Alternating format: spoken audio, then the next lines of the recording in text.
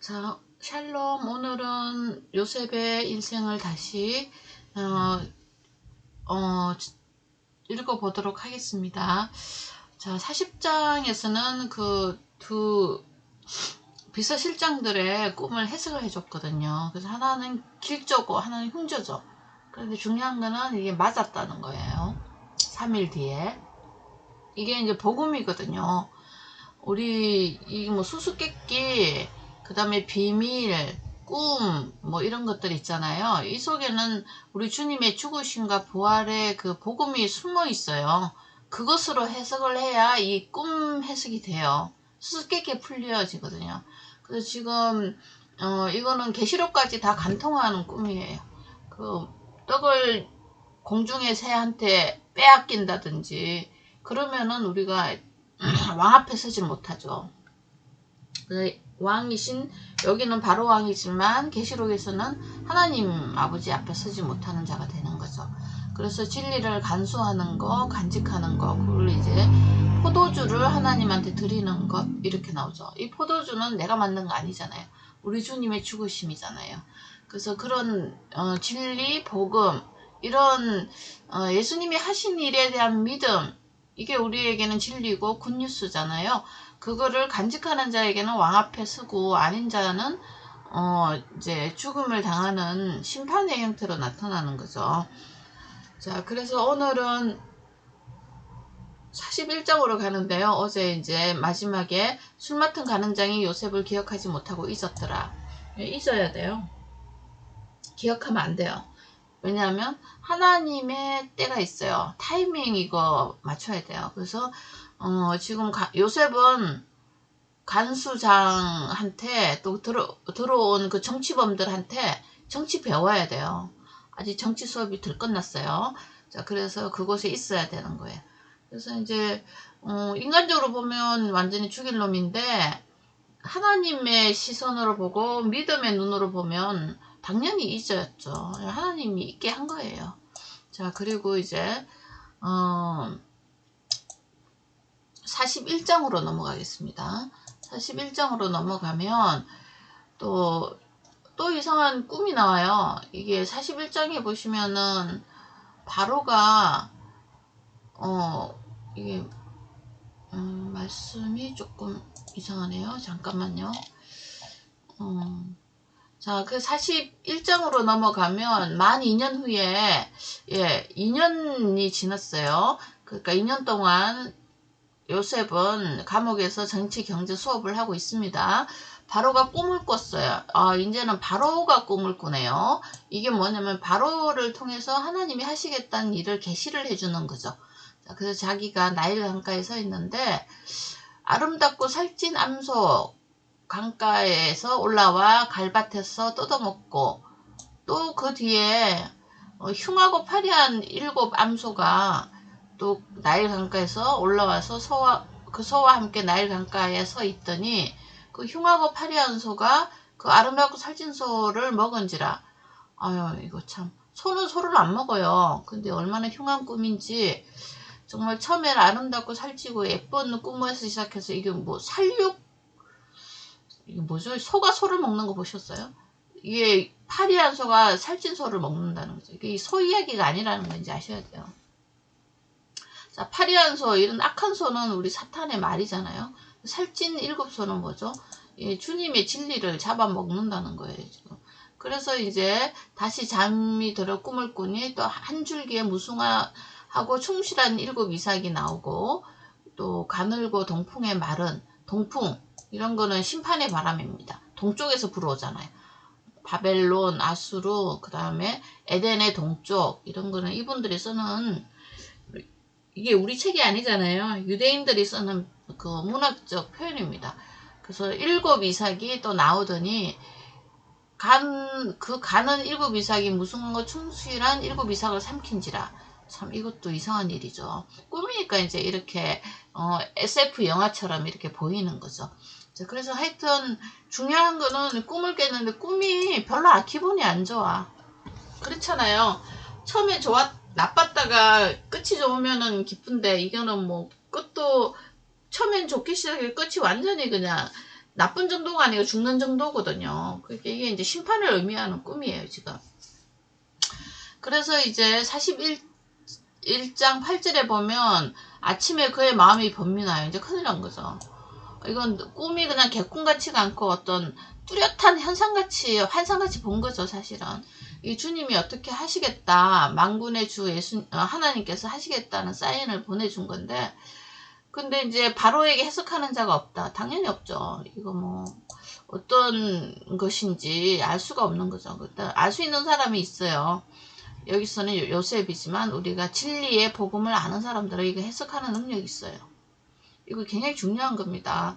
근데 이 해석하는 능력이 어디서 나오냐? 다시 말해서 실력. 어디서 나오냐고 하는 거죠. 네, 성경 진리를 알므로 나오는 거예요. 그래서 성경에서 말씀하시는 하나님의 법, 하나님의 뜻, 하나님의 나라, 의지 이런 것들을 아는 사람에게 이 사람이 공부를 해서 안다기보다는 하나님의 성령이 알게 해주시는 거예요. 그래서 성령님이 우리 안에 계시고 우리가 성령님 안에 계시니까 이런 현상들이 해석이 되는 거예요. 그래서 이제 이거를 777이잖아요. 7이 지금 4개 나오잖아요. 7, 소 7, 그 다음에 이삭 7. 그러니까 소 같은 경우는 이제 완전한 7의 의미는 완전한 그 성취를 의미하는 거잖아요. 그래서 심판을 시작하겠다는 하나님의 그 의지를 보인 거죠. 자, 그래서 이제 뭐 암소 이런 소들은 거의 뭐 이 사람들에게 굉장히 중요한 신적인 존재죠. 소를 섬기고 그랬잖아요. 이삭도 나일강에서 나오는 그 곡물들 그런 거 없으면 이제 이 사람들의 삶이 얼마나 피폐하겠어요. 그러니까 거의 뭐 이런 물질 세계에 사는 우리 모든 사람들을 의미하면 되겠어요. 애굽 사람들은. 자, 그래서 술 맡은 가늠장이 바로에게 나와서 내가 오늘 내 죄를 기억합니다. 그렇죠. 조금 미안하죠. 요셉한테. 자, 그래서 꿈을 잘 푸는 히브리 청년이 하나 있기로 우리를 알아맞혔다. 그렇게 해서 나는 복직이 되고 그는 매달리는 게 맞았다. 그래서 그 요셉을 불러오라고 하죠. 그래서 이제 요셉이 그날 부활합니다. 죽으신가 부활처럼 정말 새로운 이제 세상으로 나오는 거죠. 근데 세상은 하나도 변한 게 없어요. 근데 요셉만 감옥에서 저기로 왕궁으로 이제 그처를 옮기는 거죠. 그래서 요셉이 사실은 형들한테 미움을 받아서 구덩이에 들어간 거 그거 한번 죽은 거죠. 그 다음에 이제 미디안 상인들에 의해서 빠져나와서 자기 일생을 살았잖아요. 그리고 여기서도 마찬가지로 그 보디발 부인 때문에 감옥 갔다가 이제 이 꿈 해석을 잘해줘가지고 이 술 맡은 가늠장에 의해서 다시 이제 나옵니다. 자, 그래서 바로 앞에 섰더니 바로가 꿈 이야기를 하죠. 그래서 그랬더니 너는 꿈을 들으면 능이 푼다 하더라. 요셉이 바로에게 대답하여 이르되 내가 아니라 하나님께서 바로에게 편안한 대답을 하십니다. 예, 이거 요셉의 이게 가치관이에요. 요셉 이런 거 보면 대단하죠. 내가 없어요. 나중에 뭐 그런 표현을 안 해. 이 사람은 항상 주님께서요. 하나님께서. 이게 뭐 잘난 척 한다 안 한다 이런 내용이 아니고 이 사람의 신앙관을 볼 수가 있는 거죠. 내가 하는 게 아니고 내가 하죠. 겉으로 보면 자기 손발 움직여서 입을 다 움직여서 다 하는 거지만 하나님께서 한다는 것을 이 뭐죠 이거 지적 재산권 이걸 정확하게 명확하게 이야기합니다. 이 사람은. 그러니까 이게 이제 요셉이라는 사람을 통해서 우리가 예수님을 어떻게 비추어 볼까요? 우리 주님도 그랬죠. 내 말이 내가 스스로 만든 말이 아니고 나 보내신 이의 말이다. 하나님의 아버지의 말이라는 거죠. 그래서 나도 내 말을 하는 게 아니고 하나님께서 보내신 말을 하기 때문에 내 말은 진리다. 이러면서 이제 바리새인들하고 이렇게 논쟁하고 싸우고 막 그렇게 하시잖아요. 자, 그래서 요셉이 바로에게 이야기합니다. 하나님께서 평안한 대답을 하실 것입니다. 자, 그래서 과연 편안한 대답을 하죠. 근데 이제 끝이 안 좋은 대답이죠. 정답은 말하지만 이 바로에게는 큰 이제 도전의 시대가 다가오고 있다는 걸 알겠죠. 중요한 거는 이거예요. 믿느냐 안 믿느냐는 거죠. 그죠? 뭐 우리 또 이 복음도 똑같잖아요. 죽으면 뭐 지옥이 있고 천국이 있다. 하나님께서 우리를 찾는다. 뭐 이런 이제 사형리의 간단한 그거로 갖고 이야기를 하지만 안 믿으면 그만이죠. 뭐 나는 안 믿고 나는 내 세월대로 가겠다. 내 가치관으로 내 세계관으로 그냥 가겠다. 죽으면 죽어봐야 알겠고 그 뒤에는 나도 모르고 다른 사람도 뭐 의견이 분분하니까 나는 그 말은 안 믿겠다. 하나님 말은 안 믿겠다. 이제 이렇게 되면 이제 끝나는 거죠. 근데 우리 하나님 자녀가 된 사람들은 그 어떻게 어리버리하게 있다가 막 믿은 사람이에요, 그냥. 근데 이제 이게 구약에서는 해석이 안 되는데 신약에 가면 해석이 돼요. 창세전에 예정하사 우리를 부르신다는 거. 우리가 창세전부터 예정된 존재로 이 땅에 죄인의 모습으로 왔다가 주님의 죽으심을 발견하고 발견하기 좀 이상한데 주님이 우리를 찾아와서 알게 해주셔서 또 뭐 잘 모르고 있다 그냥 믿는다 했다가 교회 왔다 갔다 하다가 성경을 통해서 또 하나님을 인격적으로 예수님을 인격적으로 만나게 되는 거죠. 그래서 우리는 예수님의 인격을 통해서 하나님을 알게 되는 거예요. 그냥 하나님 바로 아는 길은 없어요. 하나님 영이시니까요. 육신이 아니란 말이에요. 자, 그래서 평안한 대답을 이제 하는데 어떻게 하는지 볼까요? 자, 그래서 쭉 뭐 이야기를 듣고 삼키고 뭐 풀어주는 자가 없더라. 이제 이런 전후 사정을 다 이야기해 준 거죠. 그래서 요셉이 이제 바로에게 아뢰되 바로의 꿈은 하나다. 근데 이제 두 개를 겹쳐서 꾼 거는 하나님이 그거 하실 일을 반드시 할 거다. 강조의 법이죠, 강조. 그래서 7 암소는 7해. 그래서 7년. 이삭도 7년. 그러니까 이제 그 위에 파리하고 흉한 7소도 7년. 또 7 이삭도 7년. 흉년과 풍년, 이제 이거 돈 이야기입니다. 그 경제 이야기예요. 이 나라가 이제 잘 사니까요. 자, 하나님이 그가 하실 일을 바로에게 보냈다는 거죠. 7, 완전수거든요. 그러니까 완전 성취수니까, 반드시 하겠다, 이런 뜻이에요. 그래서 온 애굽 땅에 7해 큰 풍년이 있겠고, 그 뒤에 흉년이 있고, 또 기근으로 망할 거다. 이 땅이 기근으로 망할 거다. 이건 이제, 그리고 하나님이 이 일을 정했으니까 못 바꾼다. 이렇게 이제 했는데, 이게까지만 하면 복음이 안 돼요. 사실을 그냥 해석해 준 거죠. 이게 이제 인문학이에요. 인문학은 사실을 아름답게 가르쳐 줘요, 그냥. 그렇지만, 살 길을 내질 않아요. 그래서 이게 42장과 43장은 엄청난, 이 계곡이 있는 차이예요. 죽느냐 사느냐 이제 그런 게 있는 거죠. 자, 그래서 기근으로 망할 운명에 처해있다 지금 이 나라가. 그런데 왕인 바로가 의사결정을 잘하면 산다 이런 거잖아요. 자, 그래서 43 어떤 의사결정을 할 거냐. 일단 요셉의 말을 믿을 거냐 말 거냐.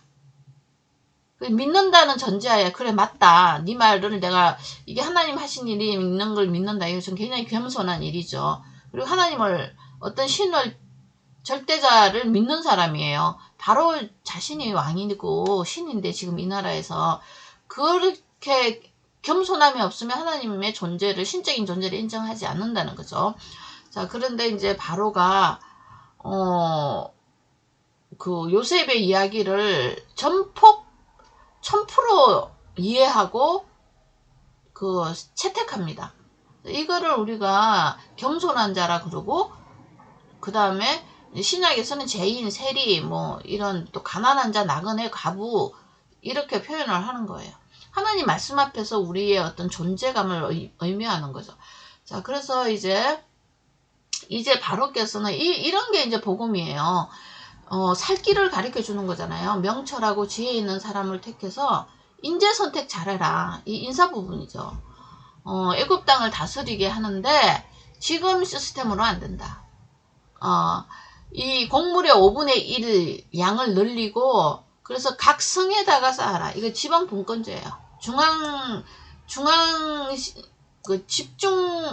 집권제라 그러죠. 중앙에 이제 집권되어 있던 이 바로 궁에다만 물건을 쌓던 이 행위를 스탑 그만하고 어디 각 성에 땅이 넓으니까요. 거기에 쌓게 해서 인재들을 일단 등용을 해야 된다. 똑똑하고 유능하고 정직하고 세상적으로 보기에 능력 있는 사람들. 여기는 뭐 하나님을 알고 그런 거 아니에요. 자, 그래서 세상적인 양심 안에서 지혜롭고 명철이 있는 사람들을, 겸손한 사람들을 선택해라. 그 다음에 중앙 집권제에서 지방 분권제로 시스템을 빨리 바꿔라. 7년이라는 시간밖에 없다. 바쁘죠. 사실은 이 큰 나라 제도 하나 바꾸는데 뭐 7년이라는 세월은 그렇게 쉽지가 않죠. 그렇지만 뭐 공산주의나 지금 왕권 같은 데는 획 바꿀 수 있죠. 말이 명령이니까요. 그래서 그 곡물을 이 땅에 저장해서 애굽 땅에 임할 그 7회 흉년을 대비하시면 망하지 않겠습니다. 이렇게 말하잖아요. 그러니까 위기 관리 시스템을 이야기해 주는 거예요. 한마디로 요즘 말로 하면 이 위기가 다가오고 있는데 곡물 위기죠. 사실은 곡물 위기는 많은 것을 시사하고 있죠. 뭐죠? 제도, 부실한 제도, 또 부도덕한 관리, 그 다음에 기후변화, 그런 것들이 있잖아요. 그래서 그런 거를 일반적으로 깔고 나타나는 게 이거 먹는 문제잖아요. 그 다음에 지금 뭐 국제관계, 전쟁이잖아요, 전쟁. 우크라이나 전쟁하니까 우리 뭐 기름값 엄청 올라가잖아요.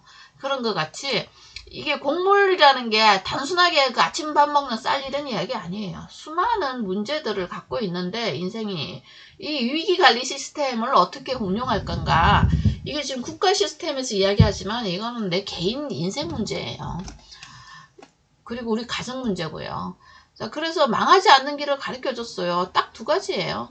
내 말을 듣고 사람 뽑고 관리 시스템 빨리 바꿔라. 그러니까 욕심을 막 부리고 이런 게 아니라 여러 사람들을 살릴 수 있는 길로 바로의 의견을 버리고 그런 시스템으로 운영을 해라. 그러면 그 7년이라는 기간 동안 사람들을 먹여 살릴 수 있을 것이다.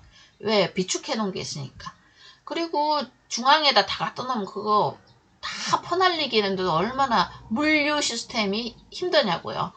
딱 그렇게 했어요. 이거 지금 보시면 대단하죠. 이런 데서 아마 그 사업하는 사람들이 이런 거 많이 배워요. 경제, 경영학 기본이죠. 자, 그래서 바로가 그의 신하들에게 이르되 하나님의 영에 감동된 사람은 우리가 어찌 찾을 수 있으랴. 야, 이거 대단한 고백입니다. 이게 바로가 하나님을 본 거죠. 하나님 영에 감동된 사람. 그러니까 이제 더 찾아보라는 거죠. 그랬더니 없죠. 너와 같이 명철한 지혜가 없다. 하나님이 모든 것을 내게 보이셨는데 다른 사람은 해석조차도 안 되더라. 근데 너는 뭐까지 내? 실행 방법까지 내고 있지 않냐. 그러니까 이제 우리 이 바로 왕께서 탐복을 하는 거죠. 자, 이런 거 보시면은 우리 하나님 아버지가 예수님을 얼마나 사랑하시는지 아시겠죠. 그러니까 십자가 사건이 눈앞에 있는데 순종한다는 거죠. 알아요. 바로 이신 하나님께서 요셉의 인생이 어떻게 될 거라는 것을. 자, 그래서 바로가 요셉에게 이르되 너를 애굽 땅 총리가 되게 하겠노라. 인장 반지를 빼어서 요셉의 손에 끼워주고 세마포 입히고 금사슬을 목에 걸고, 야, 이거 뭐 대단하죠. 복음 수레에 그를 태우고 그 다음에 다 엎드려라. 전국을 총리로 다스리게 하였더라. 와, 그 다음에 내 허락이 없이는 수족을 놀릴 자가 없으리라. 대단하죠. 지금 사실은 뭐 우리가 주님 앞에서 수족을 너무 많이 놀리죠. 왜 그러냐면 주님의 말씀 잘 모르니까요. 우리가 이제 예수님이 이제 겉으로 보기에는 엄청 허접해 보이잖아요. 7 총리들이 이 요셉 얼마나 우습게 알았겠어요. 종 출신의 섹스 스캔들에 히브리 뭐 어느 쪽에 붙었는지도 모르는 그 가난한 나라가 아니죠. 족속의 한 인간이 왔는데, 그러니까 이제 바로가 엄청난 걸 선포하죠. 나는 바로라. 신이라는 뜻이에요. 그리고 수족을 놀리면 어떻게? 죽이겠다. 엄포를 하죠. 그러니까 이제 이 바로의 이런 결단들이 결국은 우리가 14년의 삶을 유지하게 해주는 거예요. 지금도 애굽은 있어요. 그 수많은 제국들은 없어졌는데 이런 거 보면 참 신기하죠. 근데 역사 공부하시는 분들이 또 되게 재밌어요. 이걸 또 막 파헤쳐. 그래서 이 바로가 누구냐. 나중에 500년 뒤에 있을 500년, 한 400년 뒤에 있는 그 모세가 만나는 그 바로는 또 누구냐 막 이렇게 이야기하거든요. 근데 이제 그 바로와 이 바로는 다르대요. 왕조가 다르대요. 그러니까 18왕조하고 19왕조 뭐 이렇게 왕조가 있잖아요. 이 사람들은 셈족의 후예래요. 하나님을 아는 사람들이래요. 그리고 뒤에 있는 이제 나오는 모세 시대의 바로는 이때 뭐 이제 정권이 바뀌어가지고 거의 뭐 함족 쪽의 사람들이래요. 그래가지고 하나님을 모른대요. 알긴 알죠. 하나님을 이제 배척하는 거죠. 자, 그래서 이제 이렇게 수족을 놀릴 자가 없다. 온 땅의 주권자가 된 요셉을 볼 수가 있는 거죠. 그래서 우리는 이와 같이 우리도 주님께서 이 땅에 오심으로 우리가 주님을 주라고 부릅니다. 예수님을. 근데 뭔가 해야 되겠죠.